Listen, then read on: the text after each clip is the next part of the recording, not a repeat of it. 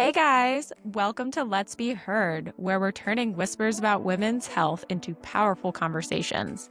Every week, I'm going to be bringing you raw, honest talks with innovators and experts who are reshaping healthcare. From period problems to hormone mysteries, we're going to be diving into these topics you want to understand better. No awkward silences, there are no questions off limits, and especially no judgy vibes. Just honest dialogue about our bodies and health. Join us as we break down barriers, share stories, and create health dialogues that we wish we had growing up. I'm your host, Maddie Holman, women's health advocate and VC investor based in New York. Disclaimer, this podcast is intended to be informational only and not a source of medical advice. We aim to share stories, awareness, and resources available, but for any medical advice, seek out your provider. Welcome, Jennifer and Lynn, to Let's Be Heard. I'm really excited to have you guys on the podcast today. Thank you, Maddie. It's great to be here. Great to be here. I want to kick it off with your guys' backstories. So start with you, Jennifer. Walk us through your personal health journey that led you to functional medicine and what that aha moment was when you realized that traditional medicine wasn't giving you the answers you needed. Yeah, absolutely. So Maddie, Lynn and I actually met 13 years ago when I was leading another startup for another founder in the functional medicine space. And I'll be very candid, when I went into that, I had no idea even what functional medicine was. And I just went on this incredible journey and major transformation for me health-wise, leading into that. I will say I was in my mid 40s, and probably like a lot of women were just in this sort of crazy whirlwind of juggling your career, your kids, your home life. And sadly, I put myself sort of last on that list and had just sort of gotten into this place of chronically being tired, this wired and tired thing, and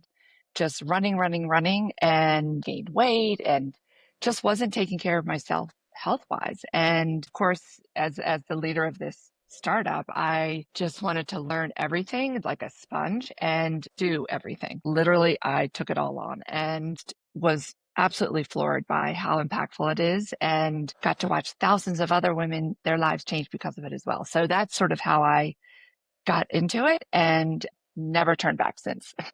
Love it. And I'd love to hear more about your background, especially since you have 25 years of experience in functional medicine.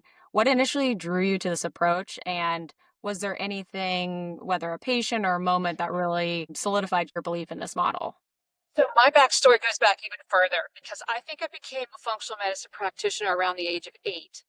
Only I didn't know that's what it was, because there was this show on PBS called The Body Human. Has anybody ever heard of this show? Probably not. I'm old. But it was all about the science behind why the body works the way it does. And I just remember sitting there fascinated, even as a little girl, about, oh my God, this is the most incredible thing that we have, that we possess. And it just fascinated me. And I never really lost that curiosity for just asking a lot of why questions. And I actually just stumbled into functional medicine by accident. But that was the moment that I was like, oh, this is exactly what I want to be. And this is exactly the type of medicine that I want to practice. I really didn't know what it was. I just happened to start working for a functional medicine practitioner at the time. And that's when my childhood connected with my adulthood and said, oh, okay, I want to be a functional medicine practitioner. And that's kind of how I really got into it. It was kind of by accident, but just always spoke to my inner need to understand why things happen in the body. Love it. I think those are the best ways, is stumbling into careers and realizing it's your passion too. It's very similar to me with venture, but I also really appreciate the passion for biology too. I was very much a nerd on that, and a lot of things where other people were like, what are you talking about? I'd be like, but it's so cool. So I completely understand that. What made you guys decide you wanted to join forces? I know, Jennifer, you mentioned that you guys were previously at another startup, but what made you want to start LERA Health?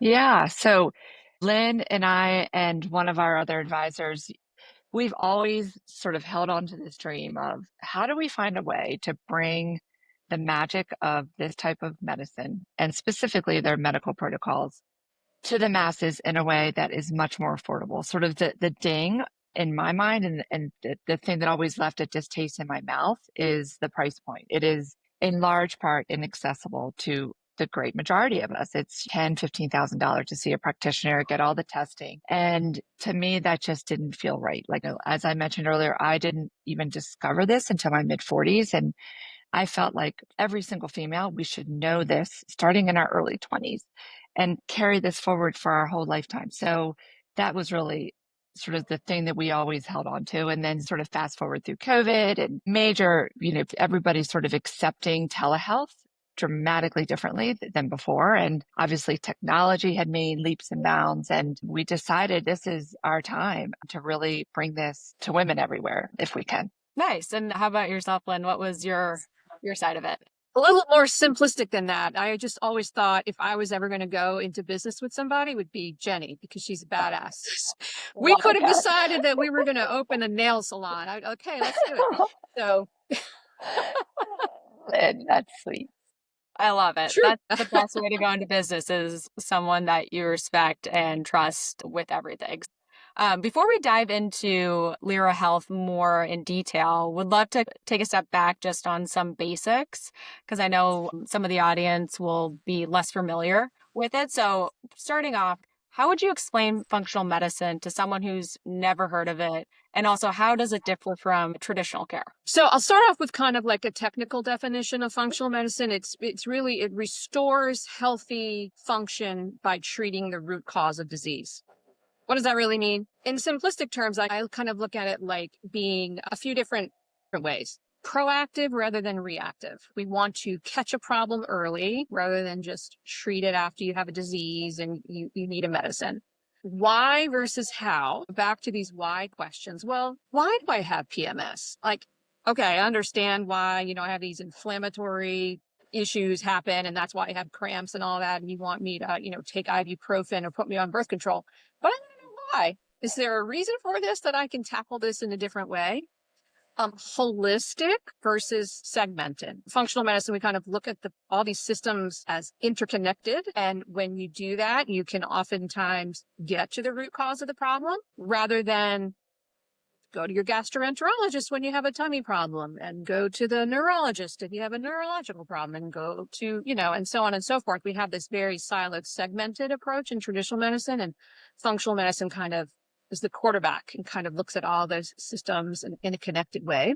And finally, what I alluded to earlier, root cause versus just band-aiding a system with medication after medication after medication. So those are a few different ways, and you can really drill it down in simplistic terms what it is.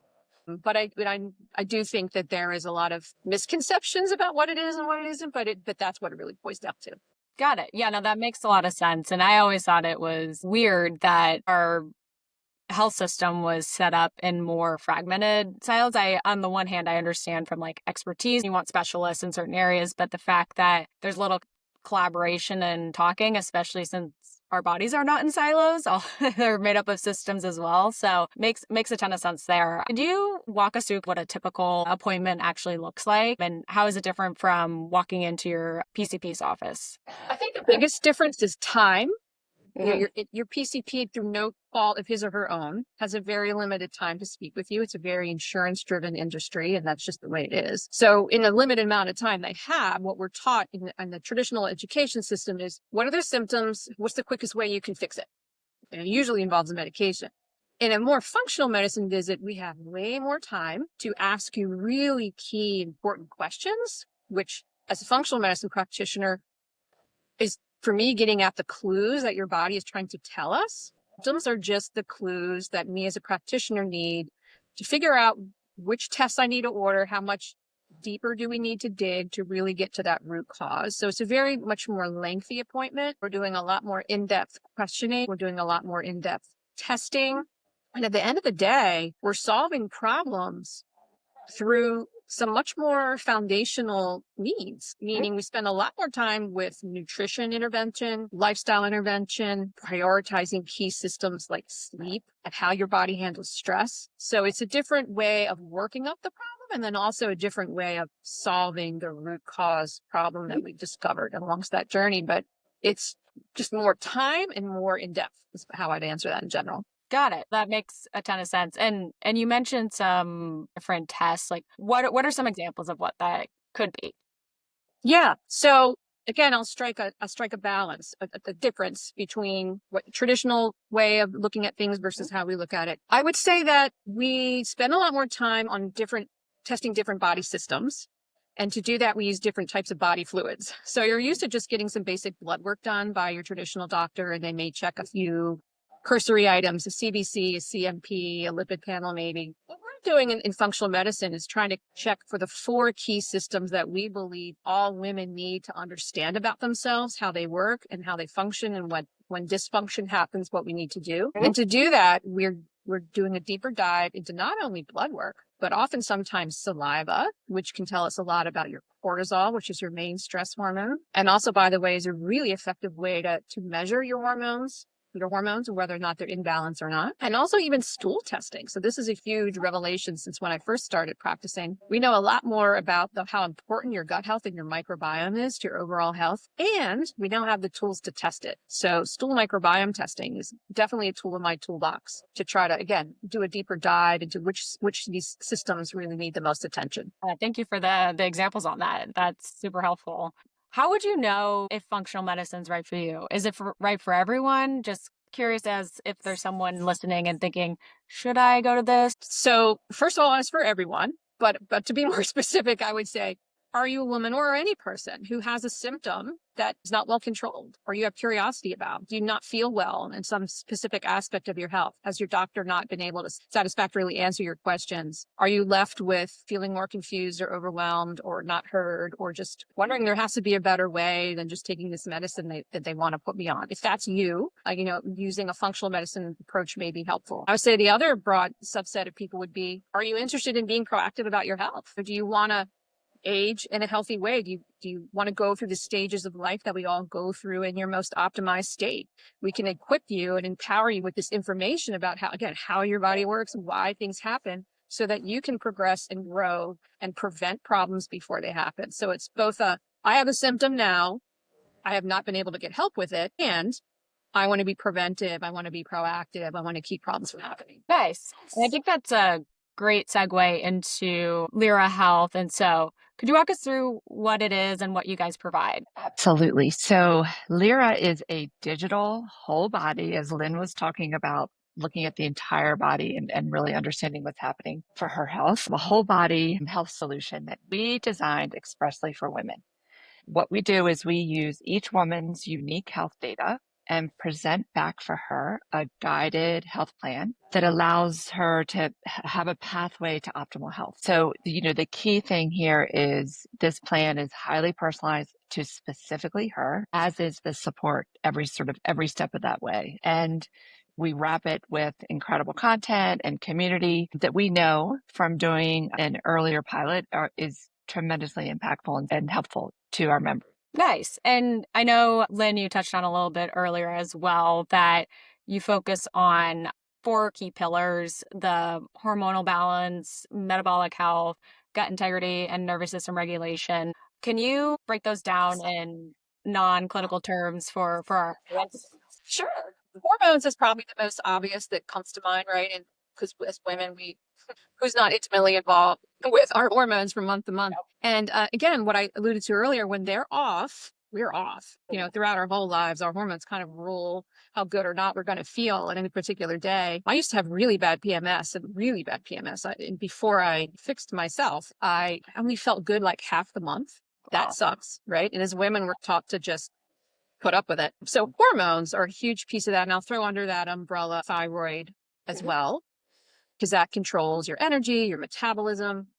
The next big bucket, I would say, is your metabolic health. And by this, I mean, mostly I'm talking about your blood sugar and whether or not that's controlled. And even if you don't have diabetes, there are early signs that, and you wouldn't feel this because you're not going to be symptomatic from this, but something called insulin resistance starts to happen to us. And that is when we're already, our body's struggling to keep blood sugar stable. And we may have drops, we may have spikes. People may be familiar with something called CGMs, continuous glucose monitors that you can wear on the back of your arm to kind of see those ups and downs. But that has a lot to do with your energy, your mood, even your sleep. It interacts with those hormones we just talked about. So discovering and being proactive about these early blood sugar issues is majorly important. And of course, to prevent diseases like diabetes.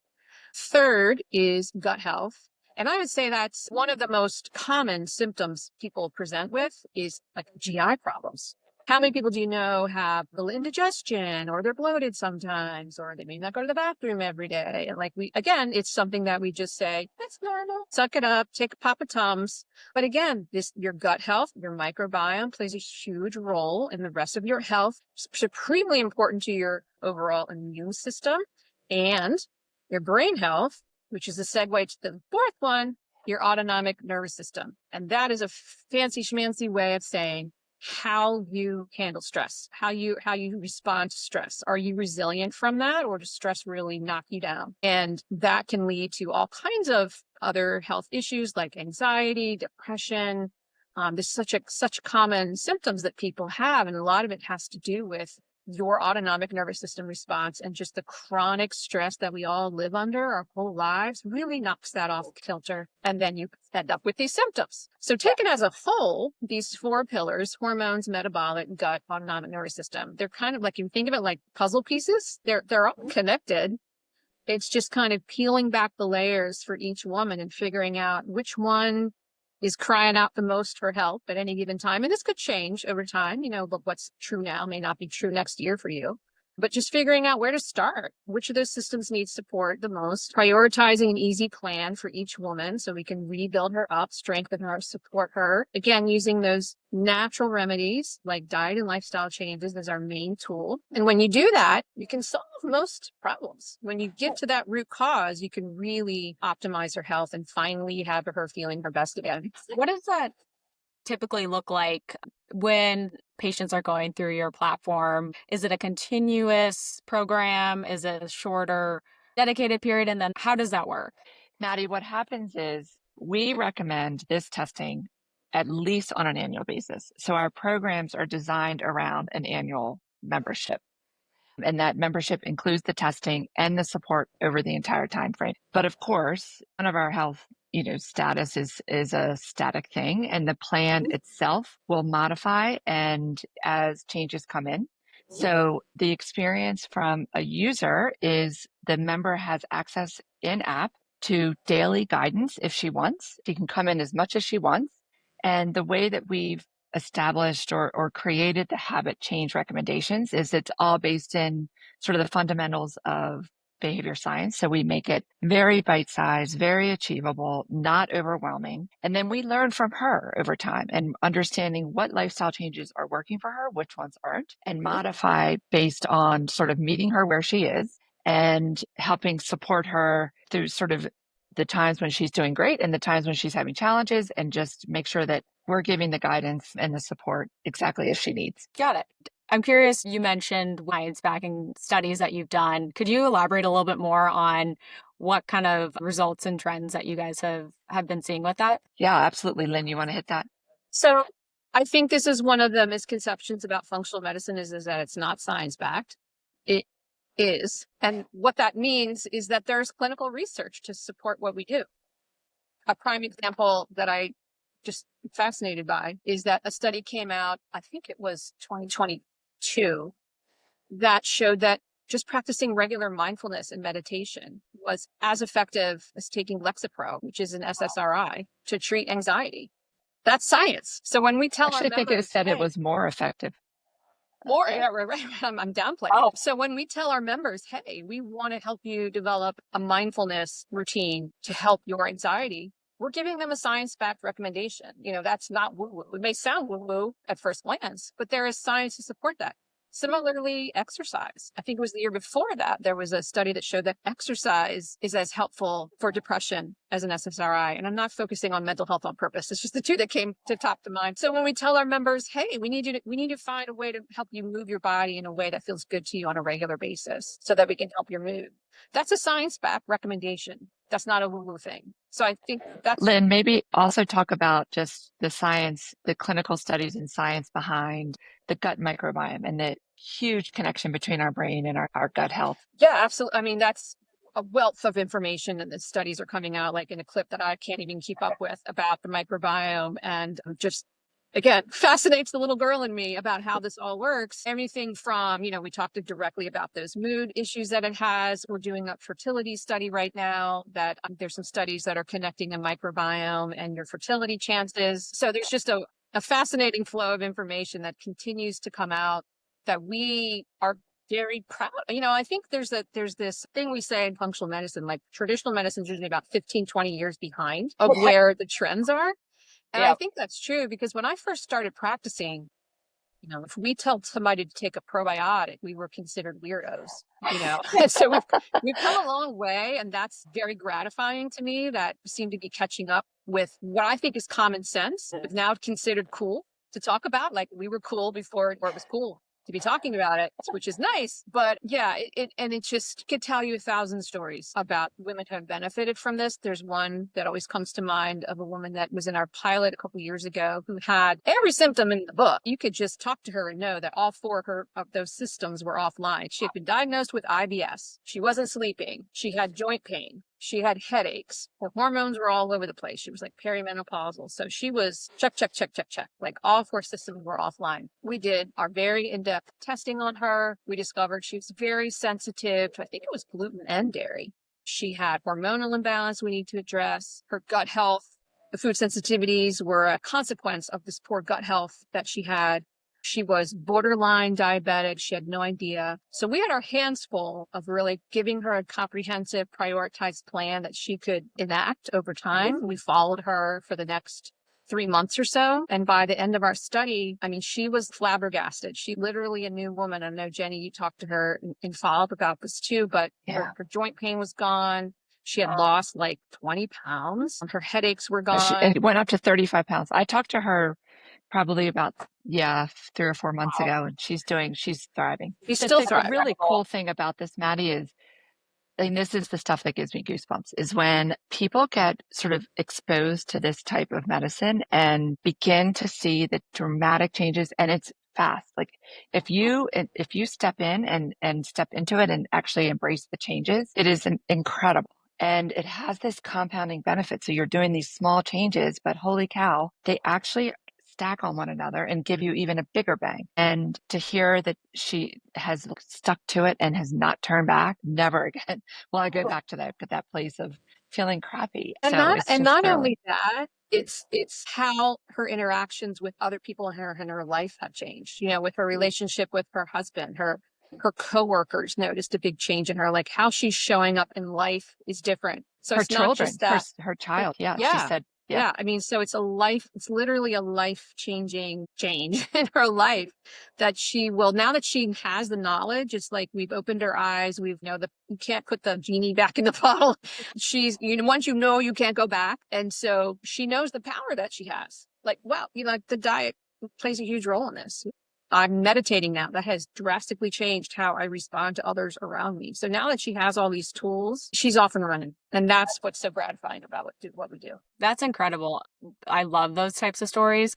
I have friends where you think about, oh God, it's that time of the month again. It's just going to go haywire and I can't wear certain clothes because I'm going to feel bloated and I just going to make me feel off. And being able to get rid of that and know that that's in your power and capability is huge. And so I completely get that where you can't put the genie back in the bottle once you do that because it's too good. And why would I ever go back to that? So that's incredible. I'm curious too, what are your guys' vision for LERA Health over the next 5 years? Yeah. So when we launch, Maddie, we're going to be focused on the 30 to 50-year-old woman. In short order behind that, we want to be able to expand that dramatically and be able to help. And when I say we certainly can help a woman in her 20s, absolutely. But we also want to make sure that we've got even more affordable offerings for someone who's maybe just starting out their career and their disposable income is more limited. And then going up to helping women in menopause. We can certainly help women in all aspects of menopause besides HRT, hormone replacement therapy. So that is something we want to expand in the coming months, potential year after launch. But then beyond that, we really want to be able to go and help women throughout the globe.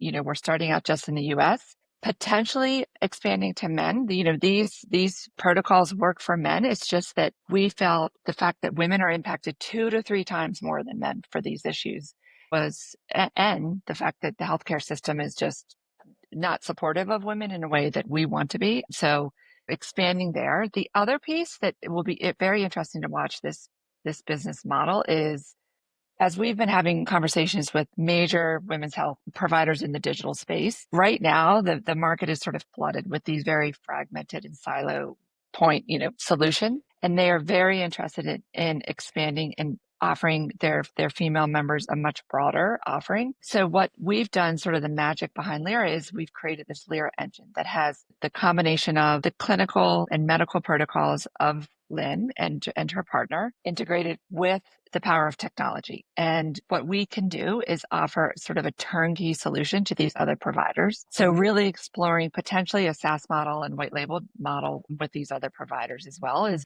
a different path that we may end up pursuing as well. Nice. I think that makes a lot of sense. It's definitely something I've seen in the market too, is I think it's great that there's solutions out there and that there's ways that women can try to find care and access it that traditionally haven't been as easy in the traditional healthcare system. Absolutely. Just shifting a little bit from the evolution of functional medicine. I'm curious, Lynn, how has that changed since you first started 25 years ago? What's gotten better? What's still frustrating and challenging to overcome? One of them I just talked about, how we didn't have testing. We were very limited in our tools. Our toolbox was a little more limited. And I think now we also, as Jenny talked about earlier, telehealth and people's acceptance of doing things like this, through Zoom. And that has allowed us to expand our reach a bit. I think what's still frustrating is that, again, we keep talking about the misconceptions that people have about functional medicine. I think it's getting better. Thank goodness, but we still have a ways to go. And honestly, part of it is the fault of some practitioners, to be perfectly honest, who are not doing a good service to what functional medicine actually is. I think there's people out there who just, quite frankly, charge way too much money and just load people up with a bunch of supplements. And that's just not what I think that's not truly functional medicine, in my opinion. They're just doing a different type of Band-Aid. A supplement is still a Band-Aid. Not that all supplements are bad. And there's certain ones that are science-backed and are very helpful, but that just gives functional medicine a bad name. People associate it with, that's those people that are going to charge you a lot of money and send you home with 50 new things to take. And so we're combating that. I think another big change is the internet.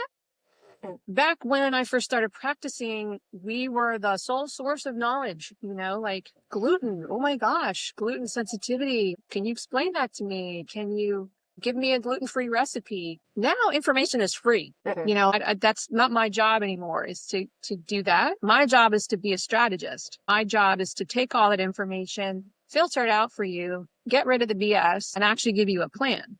So my role has changed a little bit. I'm a little less of an educator and more of a healthcare strategist for people who have access to all kinds of information, some good, some bad. And so I spend a lot of my time kind of filtering through that for people.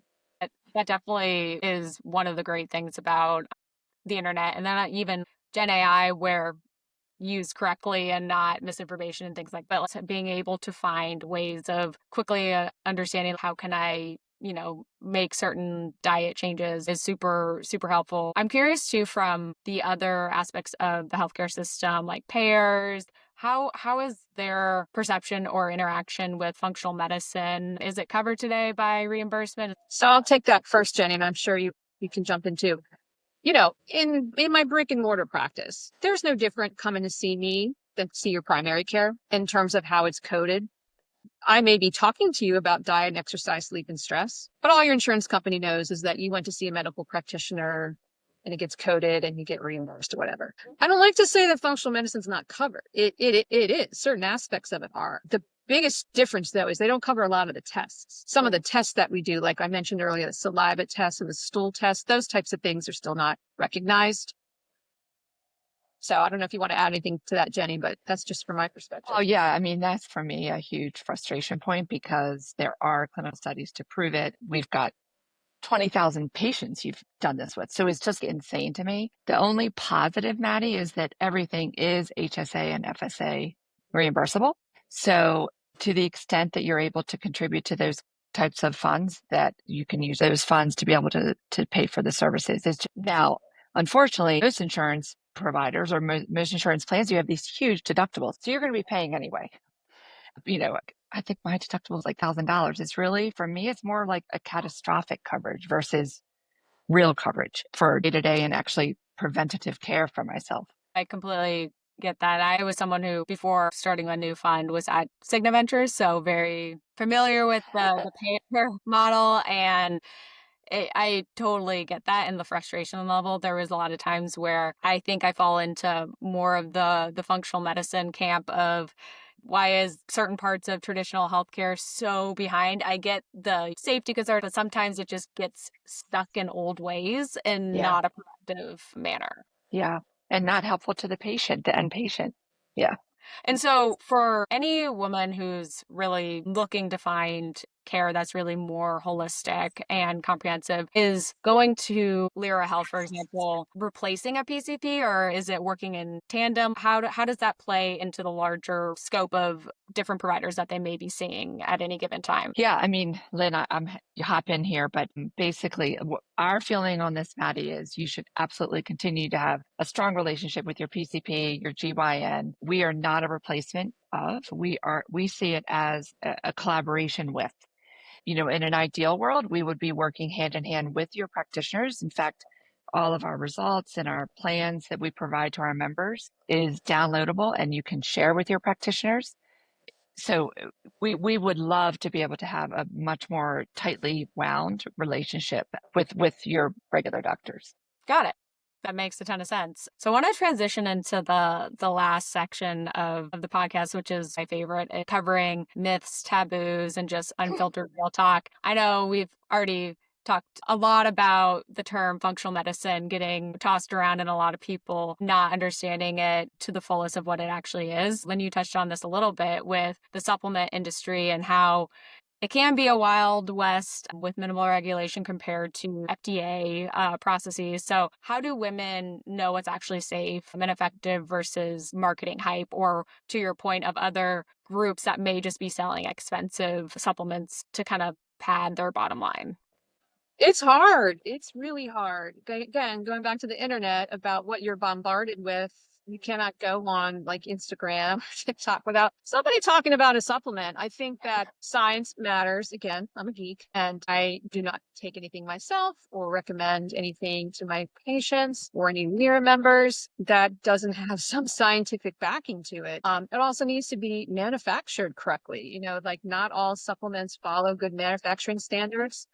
And even the things you buy on Amazon, they've done studies that show that a lot of the time it's not actually what it says it is. There's a lot of counterfeit stuff out there. So it is the wild, wild west. How in the heck to keep yourself safe? I think you need to find a reputable source of truth, somebody who has the credentials and the knowledge to tell you, to actually inform you about what's good and what's not. Be your own skeptic, do your own research, which people don't have time to do. I get it. But it doesn't take, just look at the label. Is it labeled with good manufacturing standards? Is it third party tested? LERA has a very strong philosophy about this. We're not out to be a supplement company, but there are certain situations where science-backed solutions that take the form of a nutraceutical could be helpful to a woman in a particular case. So we are going to be making our own. We have very high standards for that.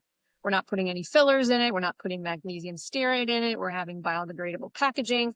We believe in not putting crap in your body, even if it's a supplement. Look, there's plenty of smart, credentialed people on the internet, but there's also some that are influencers or, people that are, they might have had great experience themselves and that's awesome, but that doesn't make them a medical expert. So I just think you have to take it with a grain of salt and like verify your sources, do some double checking, follow people that have credentials and live in the world of medicine to make sure that you're getting the right advice.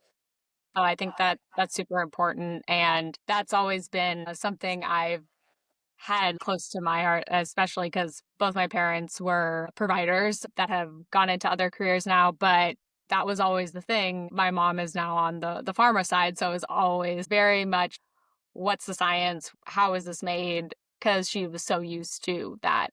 FDA process and now still does that on the pharma side. So I've always had a little bit of that skepticism, but it's also good to know that there are things that do have science-backed evidence for why it could be beneficial and that it's not just a blanketed, don't look at anything in supplements. It's just have that trusted source. As you guys have started LERA Health and scaling it, have you come across anyone who's skeptical? How do you address that if they have that kind of misperception of what functional medicine is? How often do you see that? Has it been less and less as it's become more of this focus on longevity and health and wellness just culturally? Lynn, you want to take that? Every day of my life for the last 20 years, I've faced skepticism in one form or another. So it's like, all I can do is educate and keep talking and keep explaining, and in ways that I try to make accessible to people about what it actually is, kind of like we're doing today.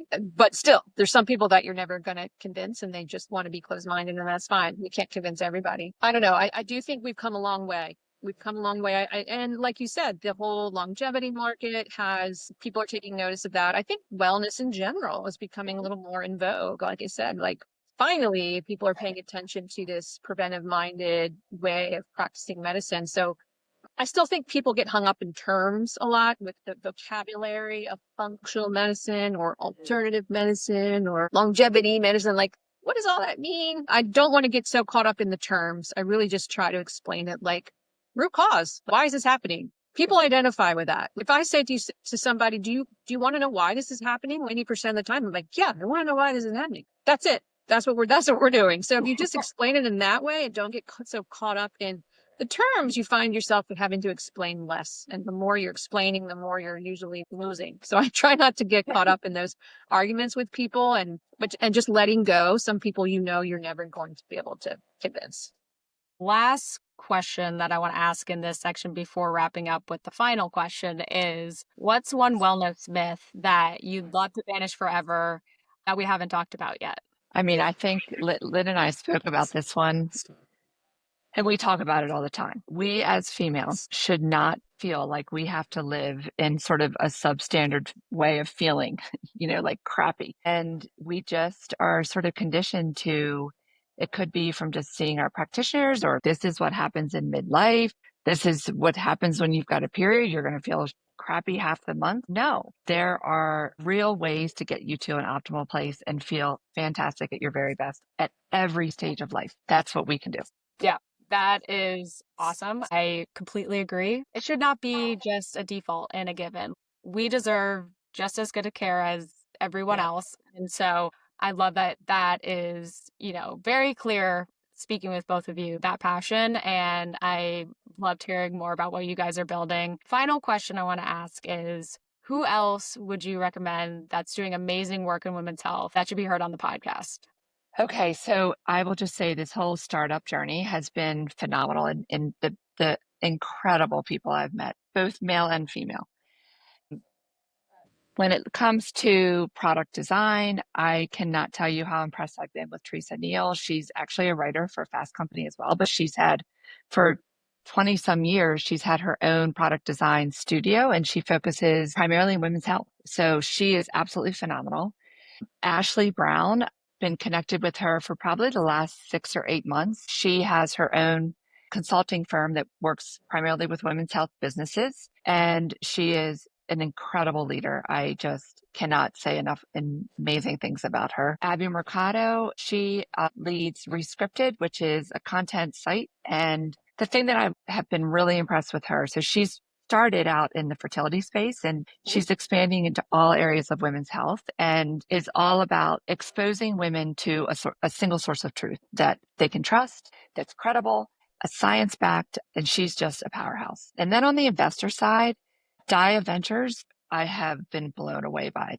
Their founders, every single one of them are legends. They have been incredible. And Naseem Sayani is another person. She just took over the WAMS Innovation Fund, and another one that is a true rock star in women's health.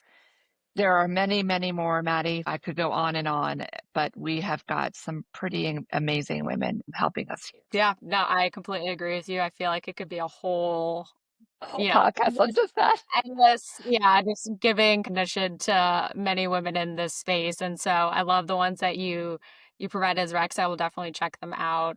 I also want to ask Lynn on your side, is there any great people that come to mind, whether it's providers, whether it's founders, people in the ecosystem that know a lot and are passionate about women's health? No, I mean, other than the ones that Jenny mentioned, not really.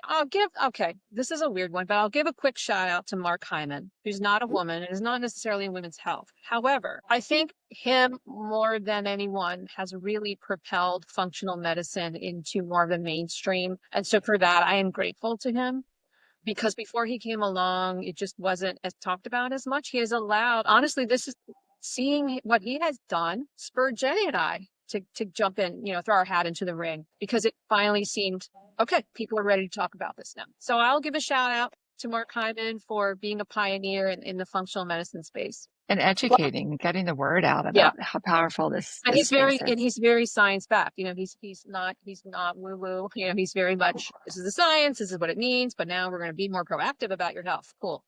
So Amazing. Well, I love that because that also goes to more broadly impacting women in a positive way. So, and was very thankful because then that brought you guys together to start LERA Health. So, really, really glad to connect with you guys and have you on here and sharing more about your journeys to starting the company, but also just helping give a little bit more awareness and understanding of functional medicine. Is there anything last things you want to say about LERA Health? Maybe where people can find you? Yes, lerahealth.com. It's LERA health.com. And you can join the wait list. We're looking to launch September, October timeframe and would love to help support as many women as we can. Amazing. Well, thank you so much for both being on the podcast. It's been wonderful having you on, and I'm excited for others to get to know LERA Health a little bit more. Thank you, Maddie. Thank you so much for your time. Thanks so much. That's a wrap on this week's episode of Let's Be Heard. I hope you're feeling a little bolder, a little more informed, and ready to talk about what functional medicine is versus what people assume it to be. If this episode spoke to you, share it with someone who needs to hear it, because we are all in this together. Big thanks to Jennifer Realo and Lynn Dudley for getting real and sharing what functional medicine is and how that led to their journey starting LERA Health. Want to learn more about LERA Health and functional medicine in general?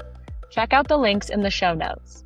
And hey, don't forget to hit that subscribe button so you don't miss any of our upcoming episodes. We're just getting started, and trust me, you won't want to miss what's coming next. I'm your host, Maddie Holman, and until next time, let's keep making some noise and talking about women's health because it matters.